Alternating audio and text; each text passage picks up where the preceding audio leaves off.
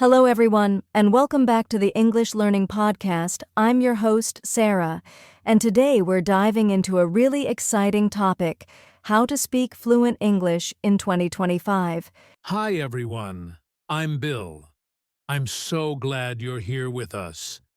Fluency in English is one of the biggest goals for learners, and in 2025, we actually have more opportunities and tools than ever before to reach that goal.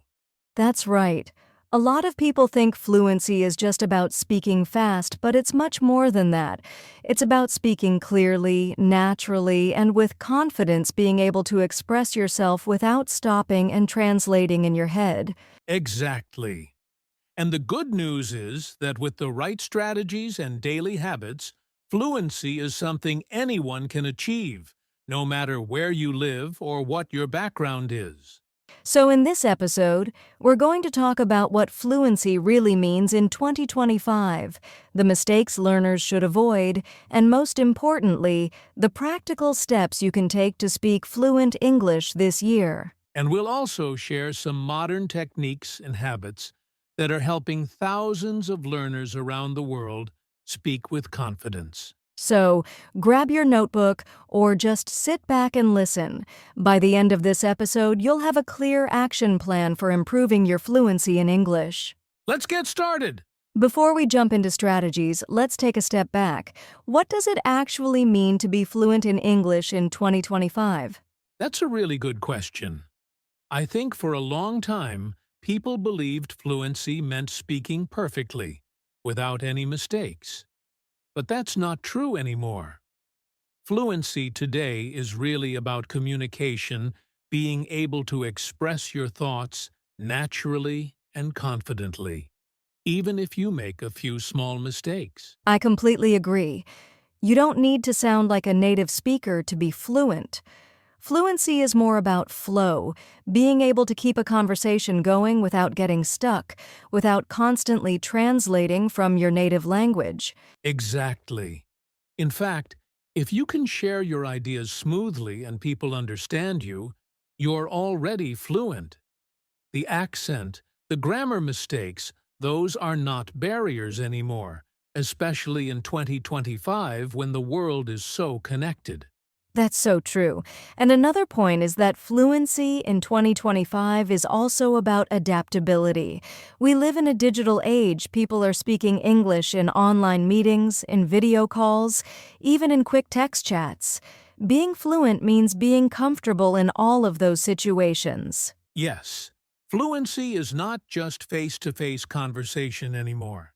It's about being able to think in English, respond quickly, and communicate clearly whether you're on Zoom, in a chat group, or meeting people in person.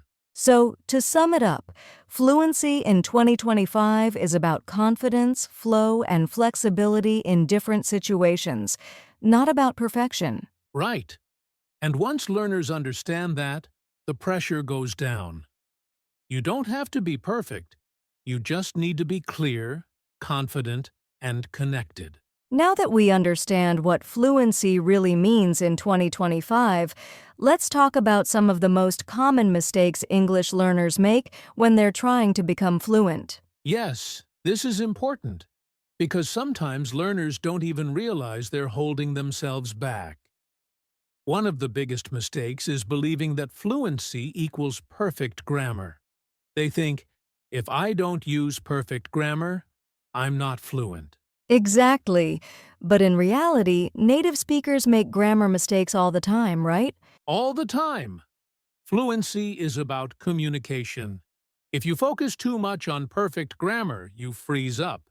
You get afraid to speak, and then you miss chances to practice.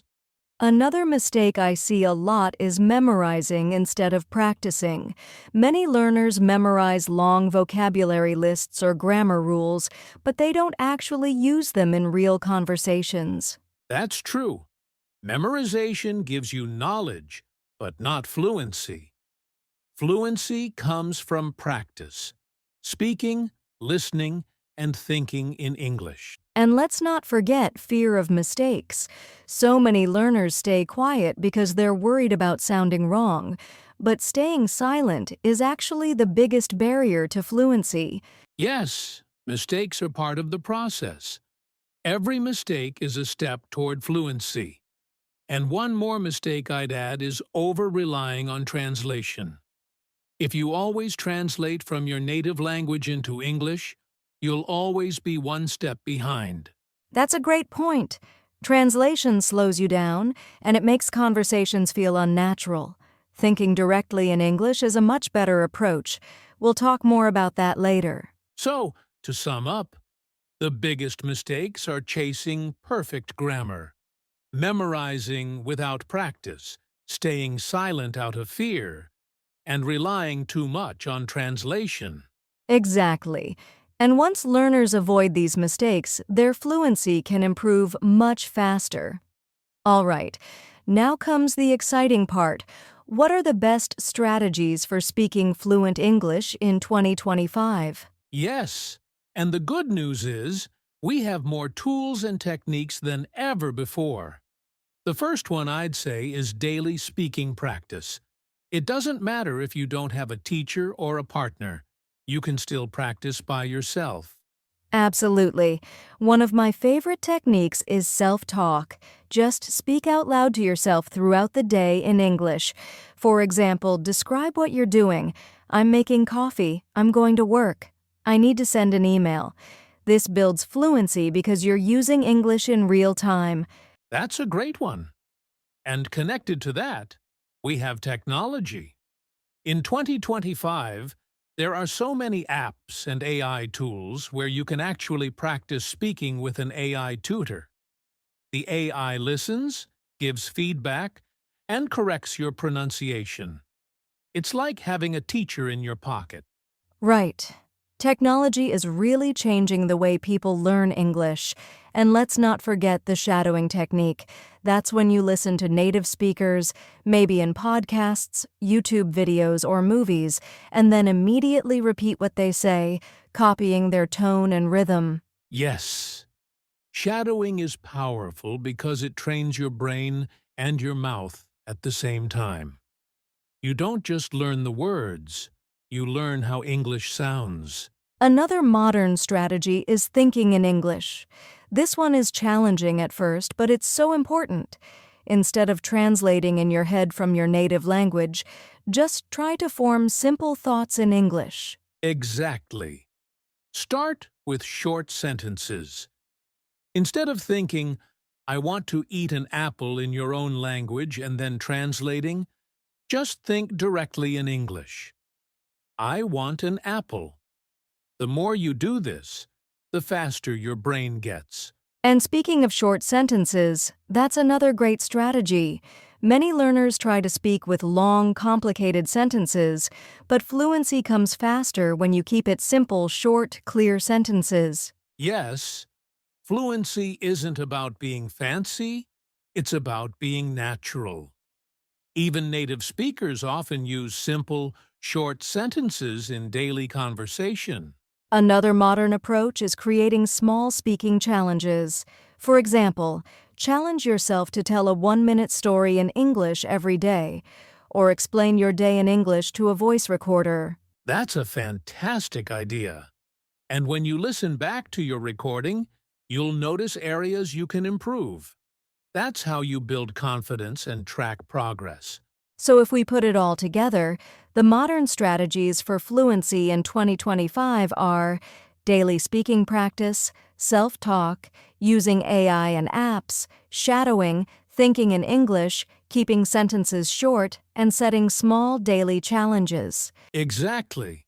And if learners follow even 2 or 3 of these consistently, they'll see a huge improvement in their fluency within weeks.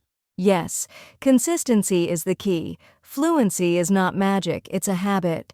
So we've talked about strategies, but strategies only work if they turn into habits. Fluency is really built on small, consistent actions every day. Yes, absolutely. One simple habit is surrounding yourself with English daily. For example, listen to English music, podcasts, or short videos while you commute, cook, or exercise. Even 10 minutes a day can make a difference. That's so true. I always tell learners, don't wait for a study time. Make English part of your lifestyle. For instance, change your phone or social media to English. That way, you see and read English every day without even trying. Another great habit is micro-practice. Instead of waiting for one big study session, just practice for 5 minutes at a time. Maybe do a quick shadowing exercise or write 3 sentences in your journal. Small, daily habits add up. Exactly. Journaling is another powerful tool. Writing just a few lines about your day in English helps you organize your thoughts and practice building sentences. And later, you can even use that journal to practice speaking, just read it out loud. Yes, and I really like the habit of storytelling. Every evening, try to tell the story of your day in English, either to a friend, a language partner, or even to yourself. Storytelling trains your brain to connect sentences smoothly. That's a great one. The key is building a fluency routine where English naturally becomes part of your daily life. It's less about studying for hours and more about doing a little bit every day. Exactly. Fluency is not about intensity. It's about consistency. A short daily habit is always better than studying once a week for 2 hours. I love that. Small habits, big results. Now, Bill, I think we should talk about something that really holds learners back: confidence. Because even if you know the strategies and habits, fear can stop you from speaking. That's so true. Many learners think, I'll start speaking when I'm ready. But the truth is, you become ready by speaking. Confidence comes after you take action, not before. Exactly. And mistakes are a natural part of learning. I always tell my students, if you're not making mistakes, you're not learning. Yes, mistakes are not failures, they're proof that you're trying. Every time you make a mistake and keep going, you build confidence. Another tip is to celebrate small wins. Maybe you had a short conversation in English today. Maybe you understood a podcast without subtitles. Those are victories worth celebrating. I love that. Confidence grows step by step, and motivation comes from seeing your progress. If you keep practicing a little every day, you'll look back in a few months and think, wow, I'm really improving. So remember, stay positive, don't fear mistakes, and celebrate your progress. Confidence is the fuel for fluency. Well said, Sarah. So, Bill, let's wrap all of this into something simple: a daily fluency plan that our listeners can actually follow. Great idea. Fluency can sound like a big goal, but if you break it down into daily steps, it becomes very manageable. Here's a plan anyone can do in about 15 minutes a day.